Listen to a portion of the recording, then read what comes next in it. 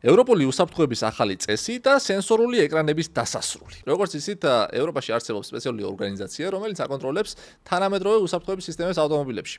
კერძოდ, მათი დასკვნებით გამოიტანეს ესეთი დასკვნები, რადგან თანამედროვე ავტომობილების სალონები მიმართულია მაქსიმალურად მინიმალიზმზე და ფაქტიურად სალონებიდან ქრება ბერკეტები, ღილაკები და მსგავსი რაღაცეები, იმიტომ რომ დაზოგონ თანხები ავტომწარმოებლებმა და ასევე რატომღაც მოსწონთ თანამედროვე დიზაინში მინიმალიზმი, ორგანიზაცია ამტკიცებს, რომ ეს ყველაფერი არის ძალიან ცუდი, რადგან მაგალითისთვის თუ ავიღებთ წვიმის საწმენდები, რომელიც ჩვენთვის კარგად ნაცნობ ტესლას მაგალითად აქვს ეკრანზე, თქვა წვიმა თუ წამოვიდა, ავტომატურად თუ არ გიყენია, უნდა გადახვიდე ეკრანზე, ჩაიხედო, მოძებნო ესე თქვა წვიმის სენსორი, დააჭირო და ჩართო. და ამ დროს რეალობაში რა ხდება?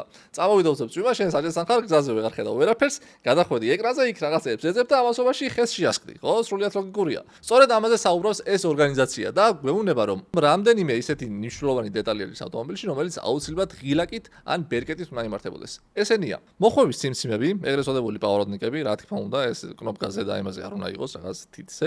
ჩემი აზრით, ბევრად კარგი არის ბერკეტი და მოსახერხებელია.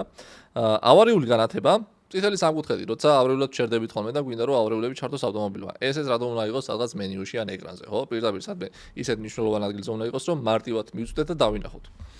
მესამე, მინის წმენდავები, რადგან წეგანს ვსაუბრობდი, რა თქმა უნდა, მნიშვნელოვანია რომ საწმენდები იმართებოდეს ბერკეტით. ხმოვანი სიგნალი. ეს არ ვიცი, სხვადასხვა ამდენად აქვს რომელიმე მანქანას ეკრანზე, იმიტომ რომ როგორც წესი საჭესზე აქვს ხოლმე ყოველას შუაში აირბაგს რო დავაწვევით, მე მგონი რომ სიგნალი ყველა მანქანას მანდ აქვს. და სოსხილაკის დახმარება, ესე ვთქვათ, რომელიც საქართველოში არ მუშაობს. ყოველ შემთხვევაში ჩვენს ავტომობილებში მსგავსი სისტემა არ არის შაშინებული და სოს რო დავაწვეთ, ფაქტიურად 112-ში არ დარეკავს. არაფერი არ მოხდება.